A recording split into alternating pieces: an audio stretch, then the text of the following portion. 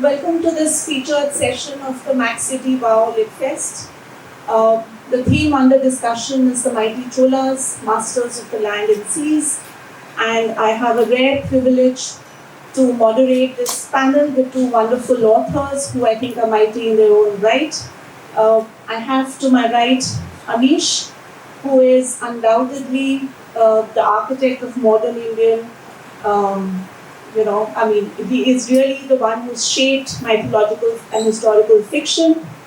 He donned several hats, from a banker to a diplomat, writer, author, a podcaster, very successful at that too. And of course, I believe you're coming up with a movie next year. Oh, this year. Okay, great. And of course, on my left is Mr. Krishnan. He's an author and a historian and has done extensive research in South Indian history. Now, before I begin, I must admit that this was rather challenging, and I think Eka got it right, to navigate between the two works because their portrayal of Cholas is so different. So while reading Amish's work, you get this very high-octane, emotional, almost cinematic account of the Cholas. And, Krishnan brings in the very sober account grounded in historical realism and epigraphic evidence. So it's quite a balancing act that I had to do, but I thoroughly enjoyed reading both your books.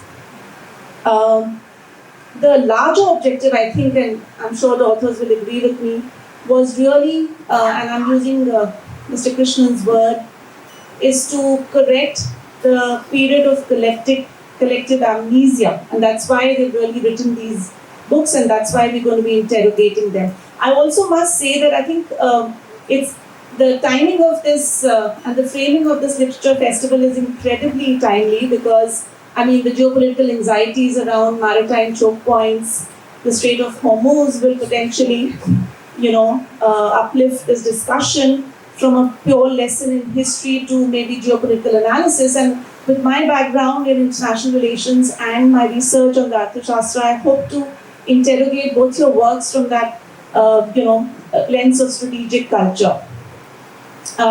Let's dive into the discussion. And I want to begin with this aspect of the Cholas, which I think is something that they are remembered for and something for which they're seen as exceptions because India's had a coastline which stretches across several thousand kilometers. It has always had it, that's geography. It has had empires which have hosted international trade far and wide.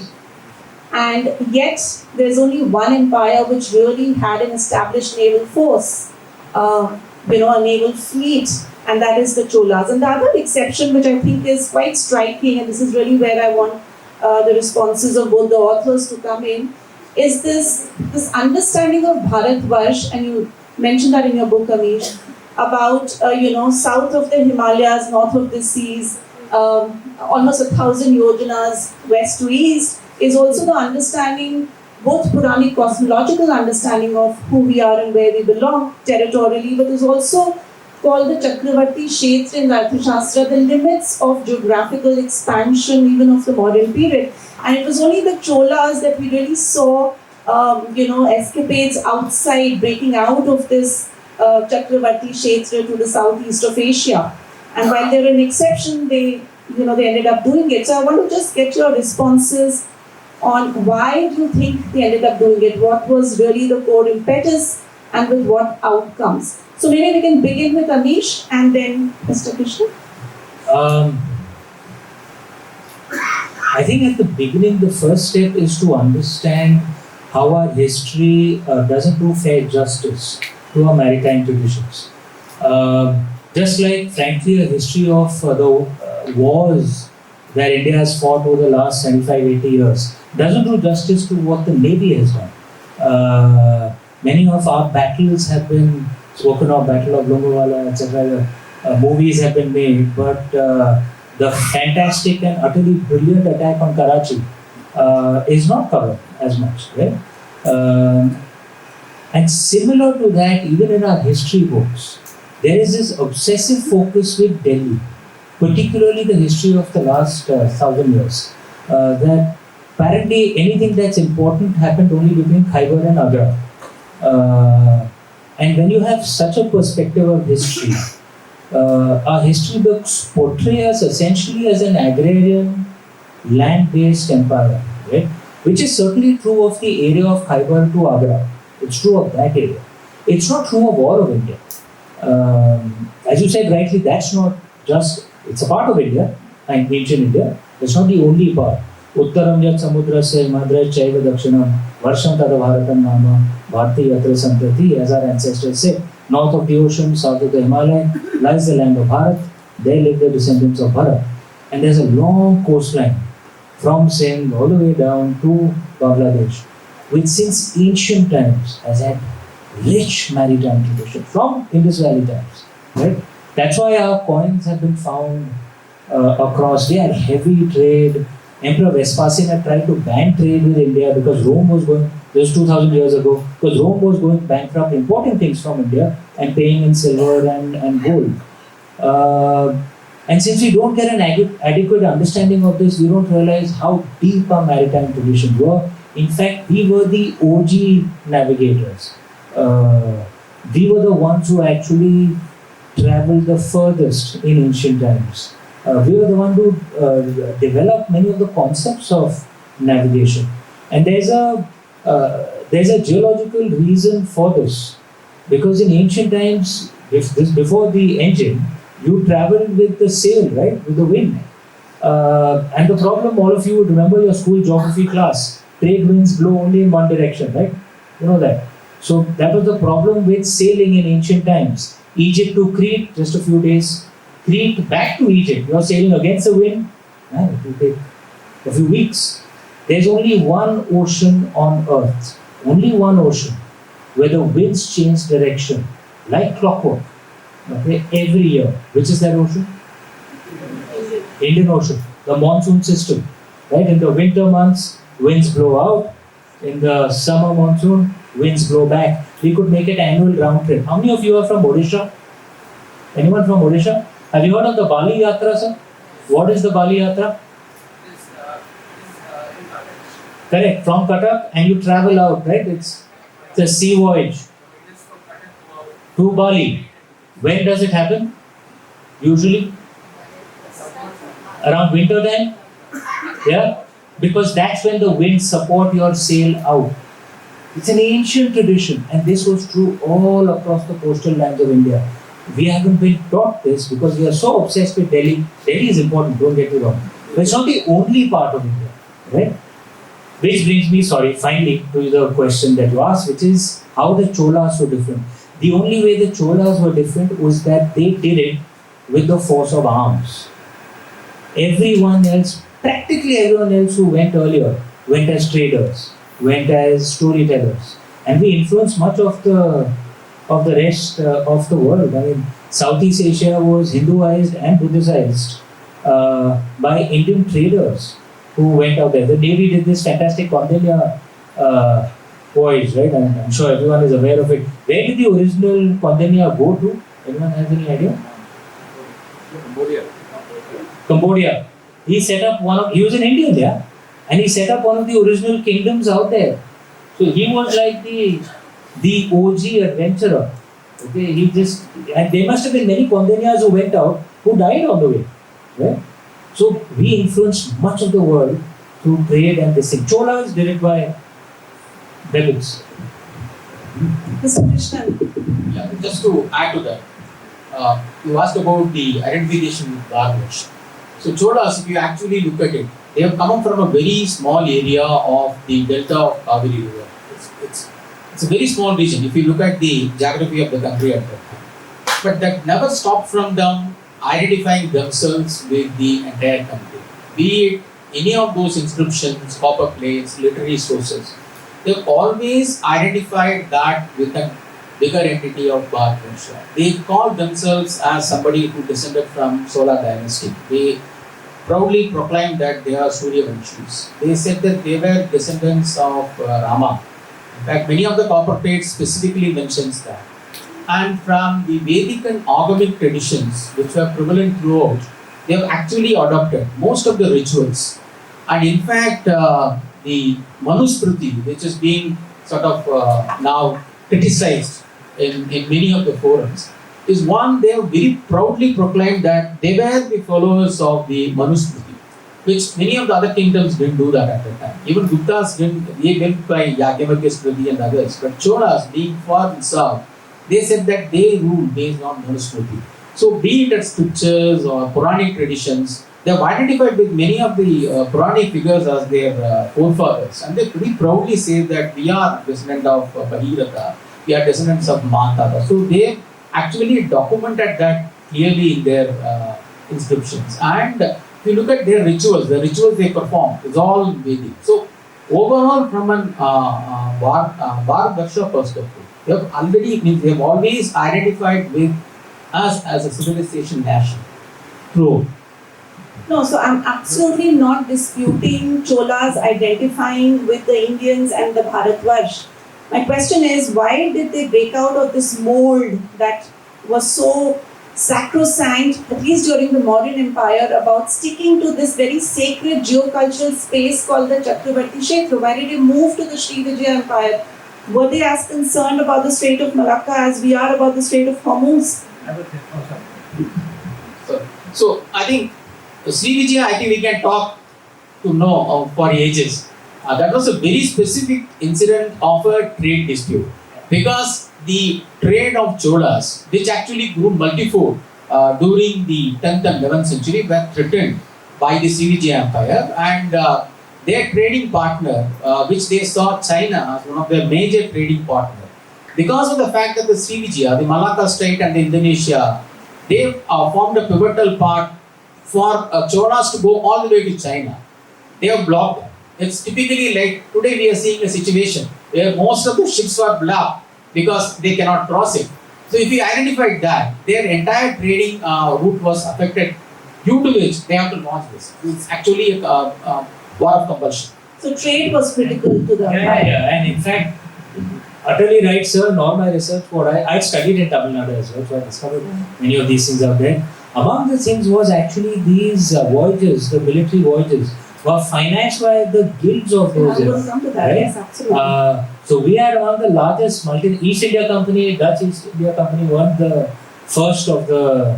We had the OG kind of multinational trading firms as well, with evocative names like the 500, which was, if any Kannadigas here. Yeah, the original. Aihole, correct. Yeah, correct. My God. So many of them actually were funded. It was a trade dispute. There was a Strait of Hormuz situation 1,000 years ago, and the Chola emperor said, "The hell with this! I'm going to break it." Great. Yeah. So I just wanted to hear that and be clear on that. Okay. I'm not suggesting we have to do the hell with it. Strait of Hormuz. Okay, Mr. Krishnan, in your book, you meticulously document what you think in today's world should be called Operation Garland, or the string of pearls, and you mention how the Chola Navy really projected strength, force on the seas. It guarded and secured both trade and territory. But a lot of the war loot or the victories of these strategic missions flowed back into the granite of the Brihadeshwar, right? And you also mentioned this fact, which is also, confirmed in Amish's account, that Rajendra Chola's northern expedition essentially brought the Ganges water back to consecrate the temple, right? Gangai Chola Kondapuram is mentioned in Amish's book. Amish himself, if you read his account, is full of the phrase righteous vengeance. There is a lot of religious frenzy and a religious undergirding to the entire mission of Ghazni. So I just want to hear from you both, since you both talk so much about the temple being, civilizational anchors and administrative hubs. If it would be reasonable to say that the Chola emperors were not just good practitioners of strategy, but also devoted Shaivites, and whether that was really the software which was driving and ran the military hardware for the Chola Empire. And I know here I'm going to have different answers from both of you, and I'm hoping so. So we'll begin with Mr. Krishnan before we... Yeah, I'll split this into two parts. First, we'll talk about the Southeast Asian expedition. Recently, we have celebrated or commemorated the 1,000 years of the expedition. It happened in 2025. So last year we had the 1,000 years of the expedition. We had Amish's book come last year, which Yes. is very timely too. Yeah. Right. So the reason we again mentioned just now, the trade with China was significantly affected by the CBJ empire. CBJ was one of the mightiest empires at that time, and they were competing with both Arabs and the Indians in the trade with China, and they have sent emissaries to the Chinese emperor's court, saying that Cholas were actually the vassal state of us. They were secondary. So what happened is, in the trade, most favored nation, like if you take the corollary of today, the China degraded Cholas into the second or third grade. So the traders are not getting the kind of audience to the Chinese companies as in CVG was. In addition, the ships which are actually going through the CVG, they were actually pulled into the ports of CVG, and they CVG Empire in fact collected a lot of money from them, literally. So this is Rajendra Chola. I think that is the reason this particular operation was launched, and it was not to conquer their enemy. That was not the intention. The Operation Garland, which you have actually described, to create the shock in the minds of Srivijaya, who thought that they were actually one of the strong naval forces at that time. So if you actually look at, there are about 13 places where the Chola Navy went, all the way from the east coast to the west coast, and 13 ports of Srivijaya, which were very strategic places, all of them were attacked, and they sort of created a kind of impact in the Srivijaya that they have to finally come into agreement with Cholas, saying that we will not do anything with you. And in fact, somebody mentioned there was a regime change which happened in the Srivijaya only because of this particular attack of Cholas. So I think that created a strategic impact, and the trading guilds like Ayahol, the Nana Desis, who were very, very prominent, and then they started putting their outposts all over the Indonesia, Malaysia, all the way up to China. You can see those trading posts, inscriptions, and the temples built by them in those places actually. So this created that. It was not a military but a trading conquest, if we can actually say that. So that is one. And in terms of the Ganga expedition, see, coming back to the software hardware part, there were strong religious Saivites, no doubt about that. And the temple building started long back before the era of Rajaraja and Rajendra. So what they have done is, whenever they go to these lands, take money, come here, they use that wealth to build these temples. So it is not because they wanted to build the temple, they went and then taken money. It's the other way around. If you actually look at the Ganges expedition, the reason why Rajendra went all the way to north is because he wanted to consecrate the newly built temple in the new capital with the holy water. There are so many holy rivers in India, but he considered Ganga as the holiest. So in fact, in one of his inscriptions, he mentions that just like Bhagirath went all the way and then did the penance to bring Ganga all the way from the heaven to earth, Rajendra actually went all the way to north to bring Ganga to his capital. So he actually creates that scenario. So that is what his intention. Now the rest of the things came all along the way. So he got money. Even he got some of the murtis who actually took all the way and then consecrated in the new capital. In that Okay. Thank you. Do you have a different answer, Amish? Yeah, no, regrettably, I agree very largely to what Mr. Krishnan is saying. If you wanted a TV panel discussion, Your entire that's not happening. Where's my friend from XNDTV? the entire mission that's is that's not because of the happening. desecration of Somnath. Yeah, true. But look, a few things on your question. One, yes, they were clearly they were Shaivites. They were very proud Shaivites. They showed that in their temples and the architecture and the sculptures they put outside. There's this very famous sculpture of Lord Shiva sitting on Kerala mountain, and Raj Chola and Rajendra Chola kind of standing as servants with a fan to Lord Shiva. They're very devout Shaivites, but no discrimination on religion. They funded Buddhist viharas, they funded Vaishnav temples, So there was no discrimination on religion. That's something that must be noted. But they weren't defensive about their faith at all. They were very proud of it.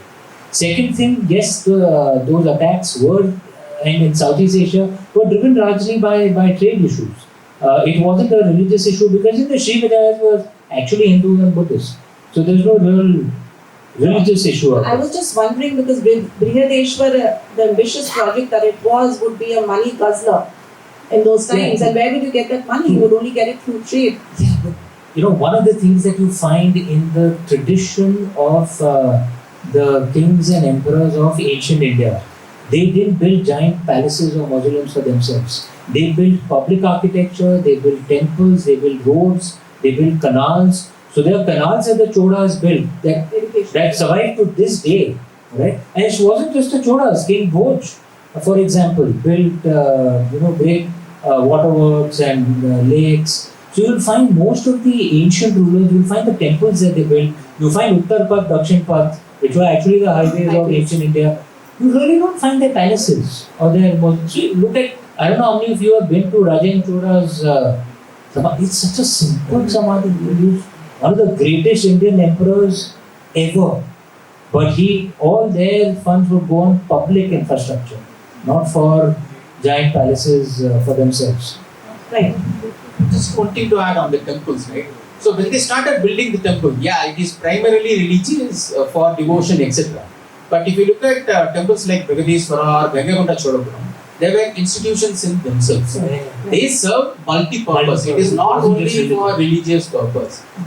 It actually stimulated a lot of economic activity. Most of the economic schemes introduced by Cholas were run through temples. Tanjavur temple had in fact 2 treasuries.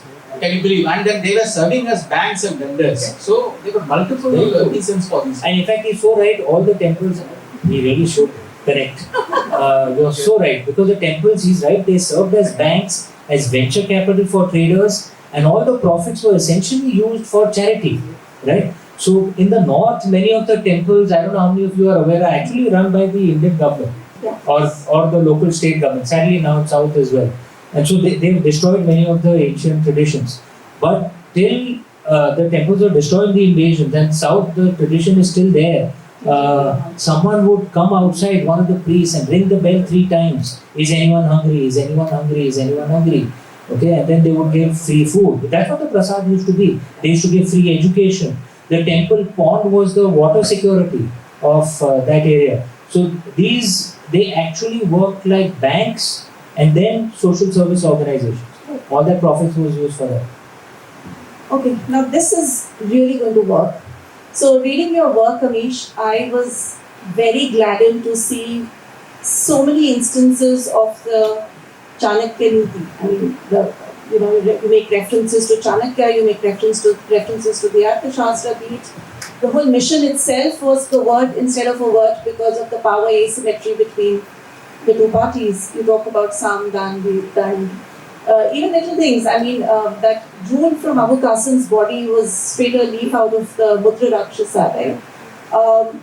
And the sense that I get after reading your book is that you thought that the Cholas acknowledged and practiced some of the best practices of statecraft established in the Arthashastra, except of course I was slightly quizzical about the Gujarati merchant Someshwar having a better knowledge of the Arthashastra than Narsimhan, the Chola general. So that because he was telling the Chola general about how covert mission would be more successful than an overt one. But I was extremely happy to read those references because I am I hold this view that there is a line of strategic culture which you can really see going through these various periods, and you really need to be very, very discerning to be able to figure that out.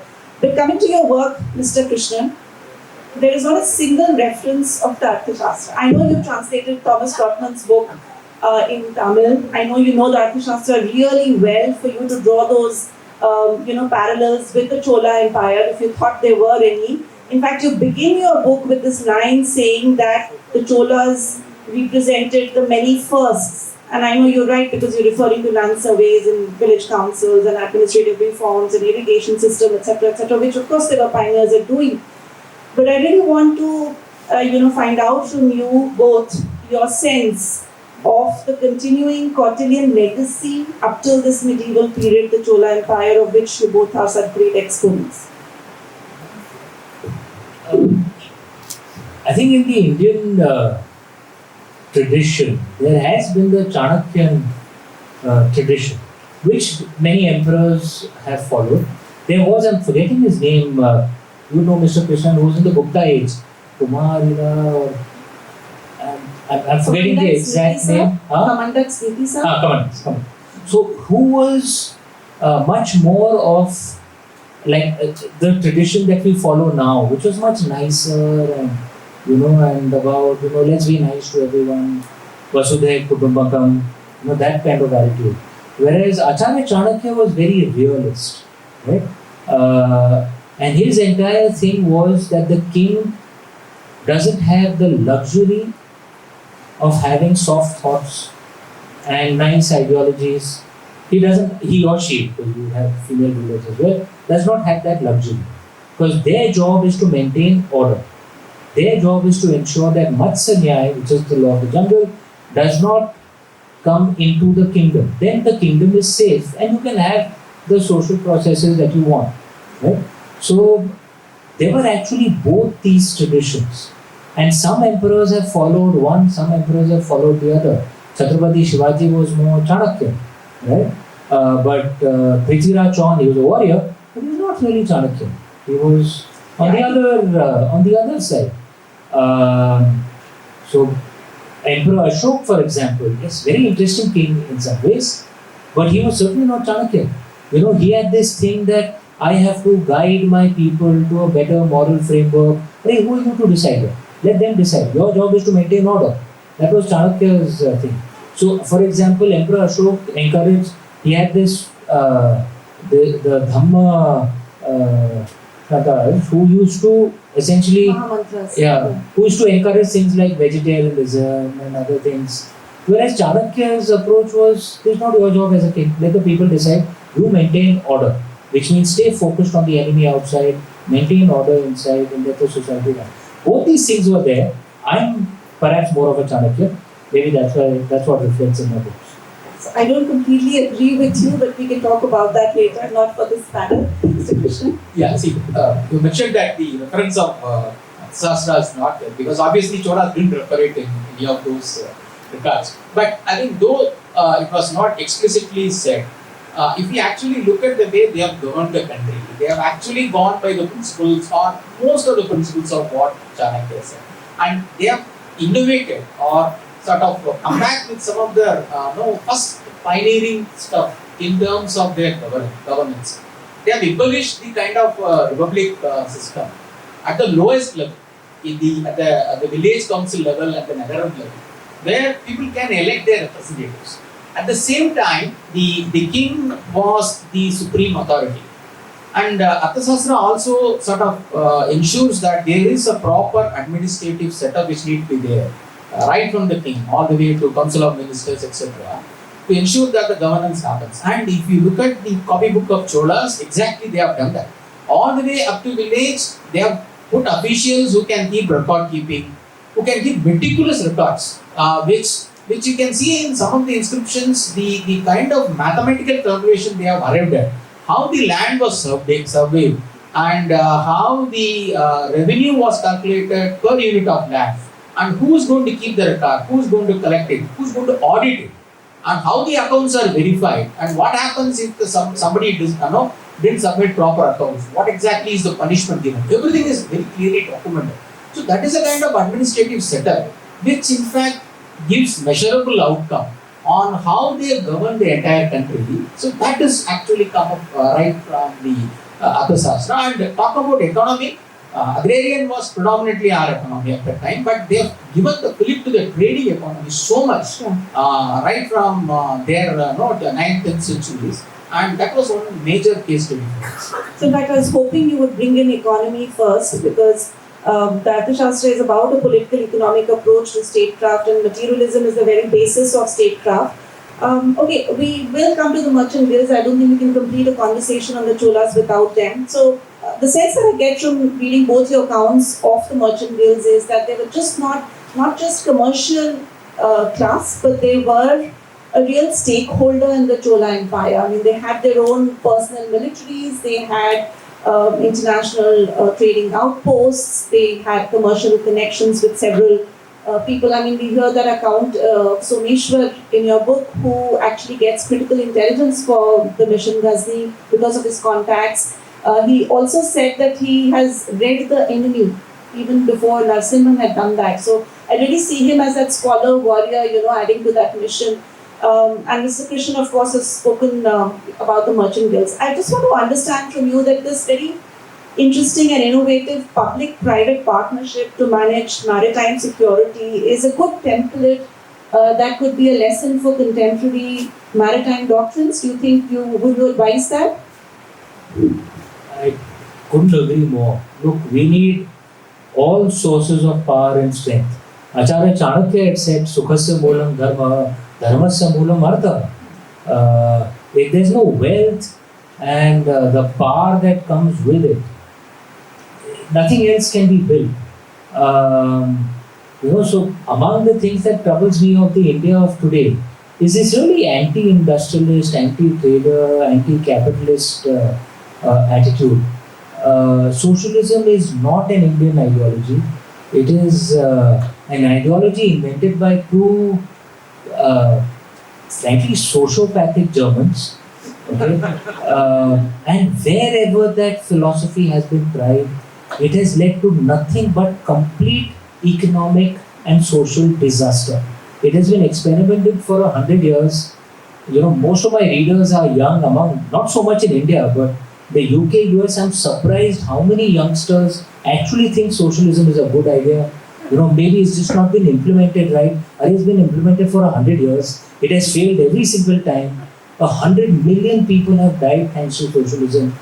So this would certainly be Acharya Chanakya's philosophy. You need the power that comes with wealth as well. You need the entire society to work together. You need the armed force, you need the warriors, you need the traders, you need the intellectuals, you need the artists, you need everyone to work. And it shouldn't swing on either extreme. No one should become too powerful. That's what creates a strong society. So I'm not saying you need to swing to the other extreme, where the entire country is held hostage to business interests. That tends to happen in the US at times, frankly, right? That's not good either, right? But every source of power needs to be harnessed for a strong society, for a strong country, including wealth. We need to celebrate our businessmen. Not those who are doing chori, but those who are actually adding value. Yes, we must celebrate them. I think that is a very valid point, which is very brilliantly you can see it in Cholas. There is absolutely no record of any direct connection between the business and the government. You will never see that they are hand in hand or they are helping each other. But it is an unwritten agreement where they have supported each other very well. The trading guilds have their own administrative setup. They have governed specific regions. You can see them, they have the right to give grants to the temple, they can manage the temple, they can take the revenue from that. So you can see that they have given such a large powers. And if you look at the way they have protected the trade, the kings, it's not that just an odd expedition to Southeast Asia. It was actually a planned strategy. Even during Rajaraja Chola's time, you see him attacking the current Maldives, the Lakshadweeps by Rajendra, because there were a lot of pirates who were threatening those trading ships, which is actually traveling through that. So the first is to cull all the pirates, ensure that the ships go freely. Then comes the competition between the other nations. So very meticulously they have ensured that this is done to take care of the interest of the business. But there is no directly the saying that agreement saying that I will protect you. This is what you need to do for me. Nothing of that sort. But still that is happening. And may I add one thing, particularly for I don't know so much about the 500. I need to do more research on this. But there used to be guilds in North India as well. And there are these, there's this research that's been done on temples around Bareilly. Bareilly used to be Panchal actually. And Sambhal, all those areas. So with guilds, almost 80 to 90% of the donations made by guild members were women. Okay. So they were like women traders, women metalworking guild, or And matlab, A, they were making money, B, they had the agency. I want to donate to this temple and my name will be on that donation. Mr. Krishnan, my understanding was that at least for military naval expeditions, there was a hand in hand between the merchant guilds, and this is really in keeping with the modern times as well, because in Dharma Shastra we talk about a whole Shreni Bal, which is the force which came from the merchant guild, and they were those ready soldiers for the state to take recourse to when needed, right? They were in fact rated third most important after their own standing army. So I'm wondering, even the Cholas might have had really a hand in glove with the merchant guilds to execute these naval expeditions successfully. Correct. There were two sorts of military. One is the traders themselves had their own militaries. Yeah. Even land traders, they actually carry their own army. Similarly for the sea trade also. But an extended way, the kingdom protected. But it was not that there is an agreement or whatever, but just in case if the trading guilds are facing any threats, the army was ready to protect them in any of these. Fair enough. Okay, now we come to the so what of the discussion. We've learned so much about the Cholas from both your books. We know that the Cholas just didn't own the naval force, they really had a command over the seas, and from the coast guards of the modern empire, we've really seen a naval force come to shape in the Cholas, which projected power, which secured trade, which went out and did territorial expeditions.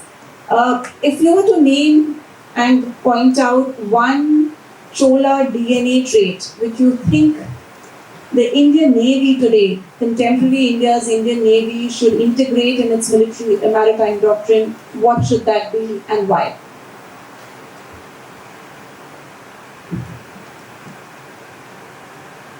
I think among the things that the Cholas had, and actually many of our ancient emperors had, is a clear strategic understanding of the situation. There's this concept that you should have Yug Bodh, Para Bodh, Shatru Bodh, and Swayam Bodh. Understand the age that you live in, understand others. They may be allies, but that doesn't mean they're going to align with you all the time. Understand what makes them work. Understand Shatru Bodh. This silliness that all of us are human beings, we all love each other, that's silly. It doesn't work. There are some people who will always be your enemy. Understand that. And Swayam Bodh. What is your own strengths and be clear about your own weaknesses.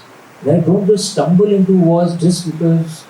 And we see that happening, right now, where I'm a diplomat, so former diplomat, I won't name, but we all know, what happened. It wasn't a well thought through operation. Thank you for your attention to this matter. But that clarity, particularly at a time like this, history goes through phases like this. There's like a phase, last time it lasted 70, 80 years, where there's a stable global order, there's a clear hegemon, everyone has to adapt to that situation. And then you get these phases of 10, 15 years, like where there's chaos. And if you play that game right, your country benefits for the next 75, 80 years. We didn't play the game right the last time something like this happened. Wasn't our fault, we weren't a free country at that time, right? In 1945, the game for us was played by the UK, which had its own agenda, right? And we suffered for it for 8 years. Now the entire board is being shaken up. We must have absolute clarity what we need to do. Don't just randomly jump into wars. And most importantly, at times like this, I cannot stress it enough. We Indians, we are the kind of people where you put 10 Indians in a room, you'll get 21 opinions. Because each Indian will have 2 opinions. Often an Indian is arguing with himself. Forget about arguing with others. But at least at a time like this 10, 15 years, let's be very clear about the importance of unity. This is not the time for our silly fights on language, religion, caste. We'll get time for that after 15 years. This time it's so important that India plays its cards right. Our children, grandchildren, great-grandchildren will benefit from it. This clarity, I think, the Cholas had. They are among the few emperors where the successor would start ruling while from what I recall of a few, while the older emperor was still alive. Like, think of the succession planning, clarity. Thank you. I fully agree. I think the one area which is very important is anticipating what's going to happen. Maybe, see, they would see through the dispute of the Srivijaya and Cholas about 50, 60 years or even 100 years back. It is not triggered by just because there is a trade dispute, they launched an attack all the way, an audacious attack, right? So that is always there. The fearlessness, it's all need to be there. But the groundwork, what happened, is much before. Imagine during Rajaraja's time, Srivijaya was a very friendly country with Cholas. They have come all the way and then built a Buddha Vihara in Nagapattinam. And the grants were given by Rajaraja, which is ratified by Rajendra Chola, that those were the copper plate inscription which is still lying in the Netherlands. So, if you look at it, despite that kind of a very quasi relationship, they know that someday it is going to happen. So, what they have done is they have conquered all the ports of India. The Ganges expedition, apart from the fact that it served for bringing the Ganga, they have ensured that they are in control of ports right from Kanyakumari up to the Bengal. And that ensured that they're very clear, the control of coast is very clear. They have already conquered Kerala. So most of the coast of the India is under their control before they launch an attack. So I think that gave them that strategic advantage. Okay, with that, thank you, gentlemen. I want to open the floor for questions from the audience for the panelists.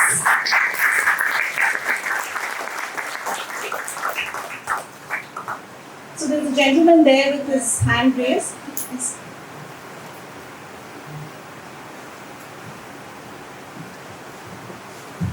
Good morning, sir. I'm Commander Chandan Singh. Whenever history is written or rewritten, there are always biases, personal biases of the authors, the compulsions that are imposed by those who are making him write, and the biases that the author perceives for the audience's requirement for maybe in this contemporary age for selling the books. So when you write these books and rewrite the history, how do you keep yourself away from these biases so that you present a history that was true to that timeline? Thank you. It is actually a very tough job, to be very precise, to keep away from the biases. But I think when you are trying to be true to the history from a documentation perspective, when I say documentation, it is the sources.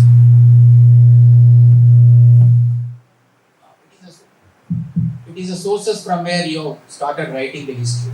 If you are true to that, then actually that comes in. The bias will go off because of the fact that, and it is not only one source you think, which you will take and then which I start writing because it sort of suits my way of thinking. You try to compare that with the contrasting evidence and then see you argue with yourself. At least personally, what I do is I'll try to argue and then see that why this should be true. What is the contra evidence? Is there anything like that? So I think to an extent, see the problem is you can write one book, two books, but over the period, if you try to be biased, that can be easily found from people and then the trust is lost. I think what I would say is the fiction that has been propagated over the last few decades by elites in the West and elites in India as well, that their version is the unbiased version. That is what is actually fiction. There is no unbiased version of any history ever. There is no unbiased story anywhere ever. Very obviously, the author's perspective will color what he sees. Okay? The fiction is saying that I am unbiased. No one is unbiased. Right? No one is. But it is in an author's interest to read many contrary accounts as he can. Like one of the things I do, right? I like to read books of those I disagree with. Okay. So for example, I think the British Raj was utterly terrible. Okay. I think there was some good that India got from it as well. Okay. But someone like Niall Ferguson or Starkey, David Starkey, they actually think they saved India. The British had saved India, which is nonsense, right? But they are scholarly guys. So I like to read their books. So I'm not reading, the books of a troll. That serves no purpose. Like read an opposing point of view, but from the scholars of that opposing point of view. Why should you do that? Because you guys are all armed forces guys, right? It's resistance builds muscle, right? It's the same thing for your brain as well. Resistance builds your brain. If you are just listening to a viewpoint that keeps reinforcing your existing viewpoint, your brain starts becoming weak. Read but read the scholars of the opposing points of view. Speak to others who may have a different point of view. It will actually grow your mind, and you'll automatically find your arguments become better. Your story becomes better. But this thing and this fiction was taught to us Indians as well. Historians who wrote 50s, 60s, 70s, I am unbiased. That's bullshit. No one is unbiased. Everyone has their, comes with their perspective, which is fair enough. How can you be a human being and not have your perspective? I think we have time for just one more question.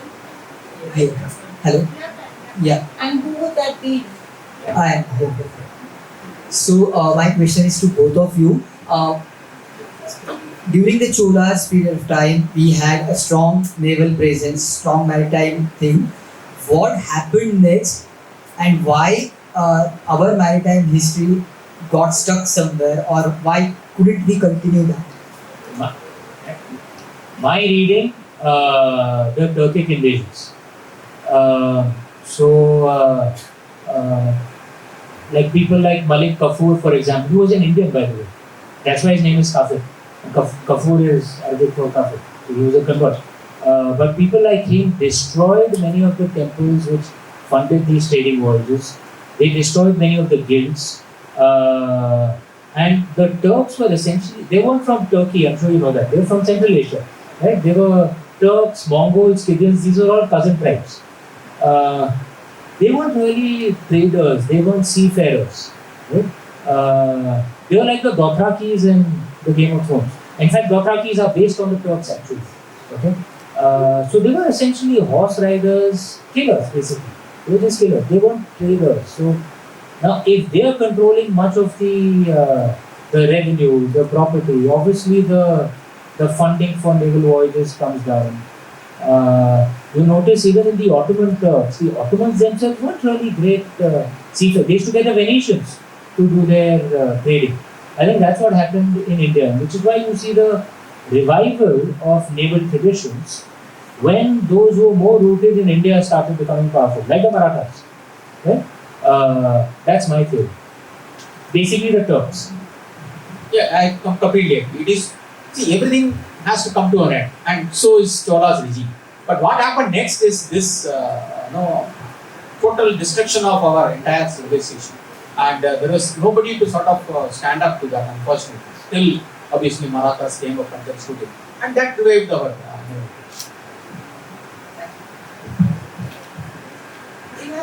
We have time for more questions. I want to hand it to the lady here, please.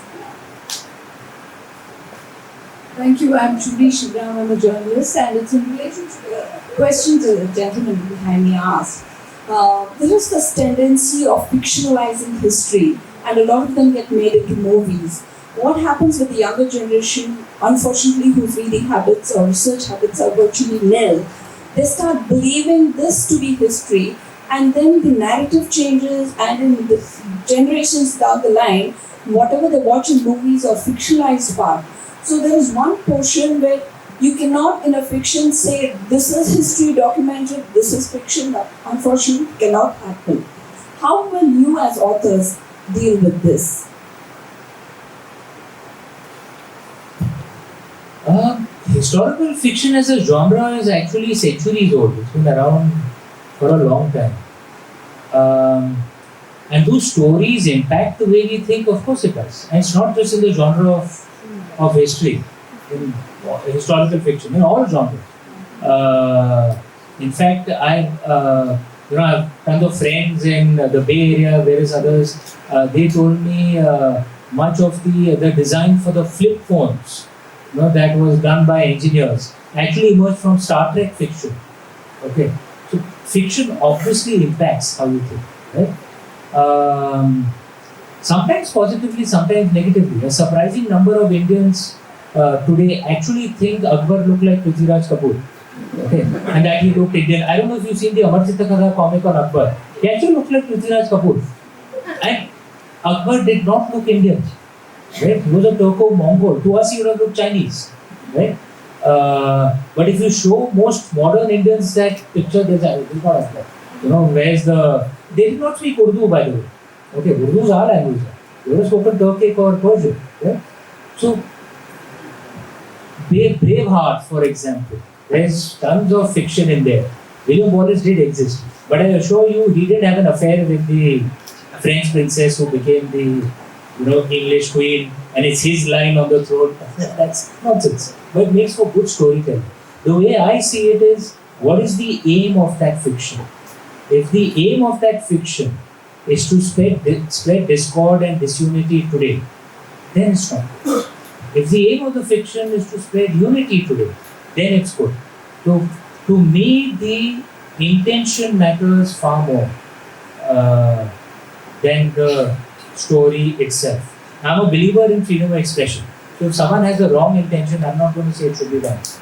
But at least those of us who have the right intention, write with that frame of mind.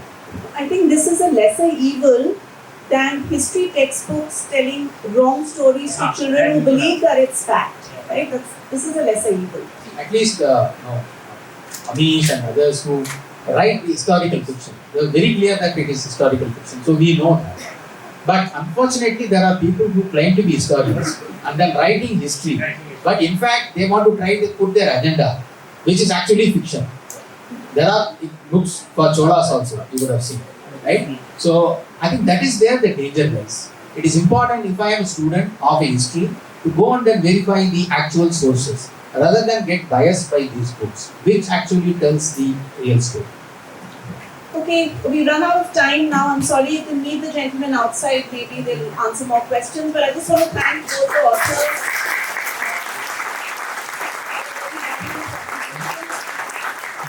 May I suggest you please give a loud round of applause for her. Rarely have I been to Litfest or events where the host has actually read the books in detail, has actually done research, actually asked intelligent questions. It's such a delight. Thank you. And rarely have I seen a panel so in agreement with each other. Where we were trying to look for history and fiction and some smart entertainment. Just show your books.